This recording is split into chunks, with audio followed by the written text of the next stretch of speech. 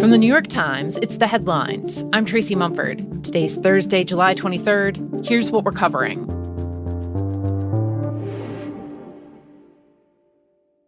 Employers across the U.S. are facing a deadline of tomorrow to fire hundreds of thousands of people whose authorization to work in the country is being terminated by the Trump administration.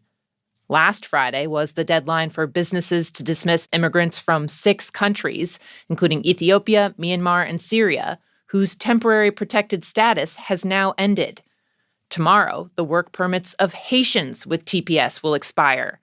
More than 330,000 Haitians have been living in the U.S. under that program, and they could also now be deported.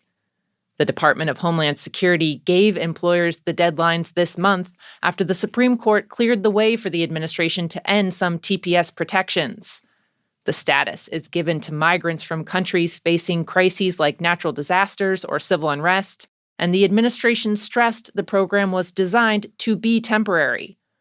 One industry that's expected to take a big hit from these changes is healthcare. At least 50,000 TPS holders work in that field, which has already been struggling to fill positions, especially as Americans get older and need more long-term care. Around the country, The Times has been talking with senior care facilities that are having to let people go, some of whom have worked there for years.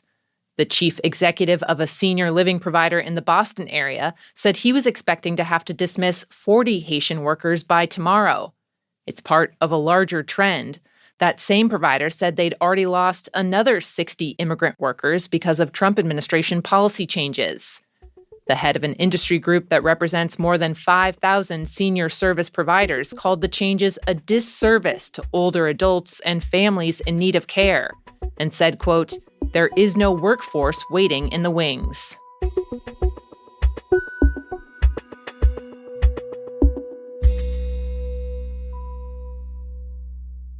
At the Food and Drug Administration today, there could be a high-profile showdown over the future of what's become a buzzy wellness trend: peptides. Peptides are everything right now, and we all have our favorite. Tirzepatide gets the job done, suppresses your appetite. Number 2, Sloop 332 cranks up that metabolic rate. What this is going to do is improve fine lines, wrinkles, and firmness. Add this to your routine and thank us later.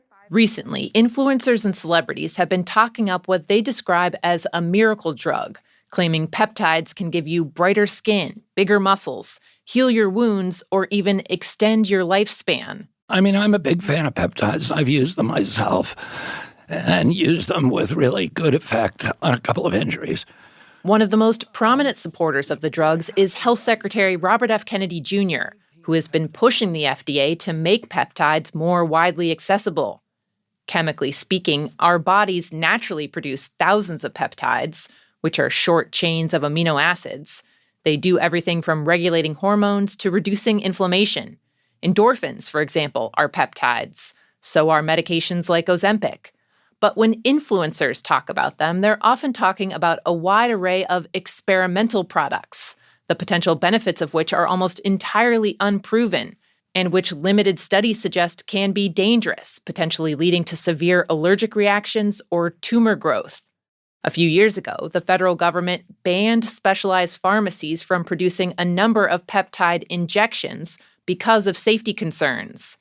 Now, under Kennedy, the FDA is considering whether to overturn that ban.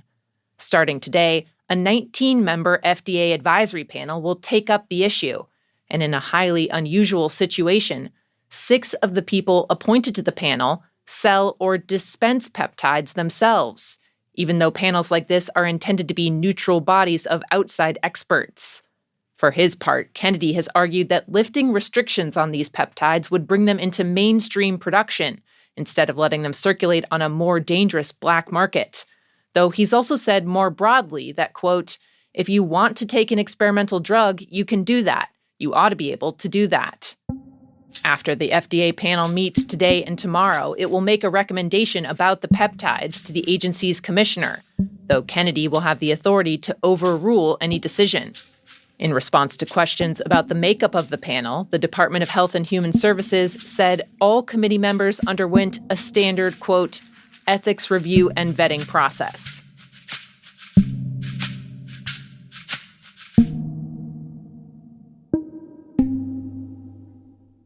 In the past year, airports are seeing their highest wait times in TSA history. Multiple government shutdowns turned the security lines at airports into an absolute mess. The line snaking its way through the terminal for a second straight day. With TSA workers going unpaid, some lines stretched all the way outside into the parking lot as passengers waited 3, 4, even 5 hours. But some airports, like San Francisco, avoided that crisis because their checkpoints are staffed by private contractors who've received the same training as TSA agents. And now more airports are making the switch. Tampa, Des Moines, and Charleston are all opting into a similar public-private screening initiative that's being rolled out by the Trump administration. Notably, airport security actually used to be all private before September 11th, at which point the TSA replaced the patchwork of security operations across the U.S. This week, the head of a union representing nearly 50,000 TSA agents argued that a return to a system like that, even with increased federal oversight, could jeopardize public safety. He said, quote, "We don't have to theorize about what that may look like because we have been through this before."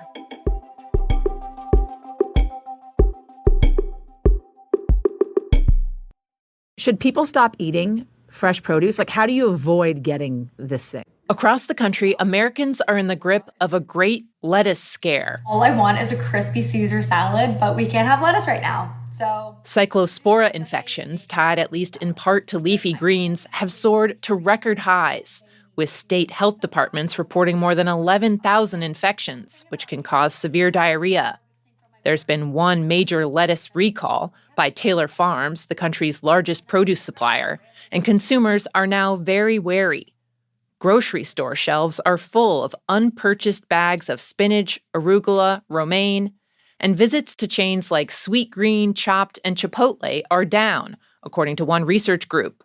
The group also found that Taco Bell's traffic has taken a hit after authorities linked some cases of the illness to iceberg lettuce grown in Mexico and served at Taco Bell locations. Stock of Taco Bell's parent company have plunged almost 10% in the past week or so.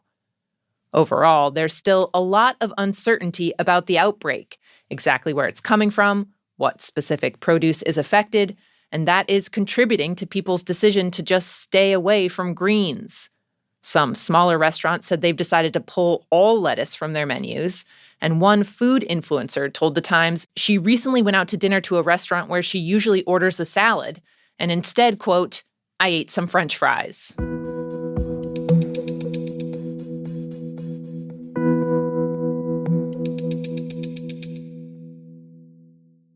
And finally, a little more than a decade ago, people fishing in a vast lake on the Vermont-Quebec border started noticing something strange.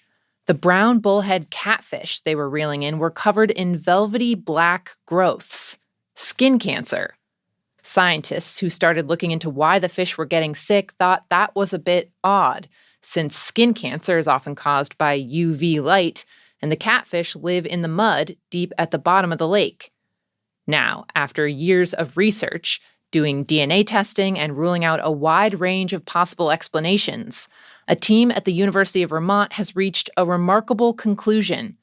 The catfish are victims of a contagious form of cancer.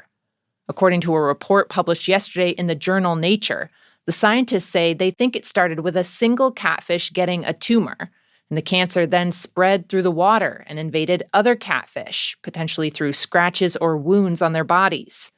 Contagious cancer isn't unheard of, but so far it's only been found in a tiny and seemingly random collection of species. Some shellfish, dogs, which can transmit a cancer called CTVT during sex, and Tasmanian devils, which have been pushed to the brink of extinction by the horrifyingly named devil facial tumor disease. For now, there's little research to indicate that contagious cancers are circulating among humans, but experts say it's conceivable that one could be discovered in the future. One of the authors of the report on the catfish told The Times, quote, "Is this really as rare as we think it is, or are we just not looking?" Those are the headlines. Today on The Daily, why the Trump administration is helping build a nuclear program in Saudi Arabia at the same time as it's trying to destroy the nuclear program in Iran. You can listen to that in the New York Times app or wherever you get your podcasts. I'm Tracy Mumford. We'll be back tomorrow with the latest and the Friday News Quiz.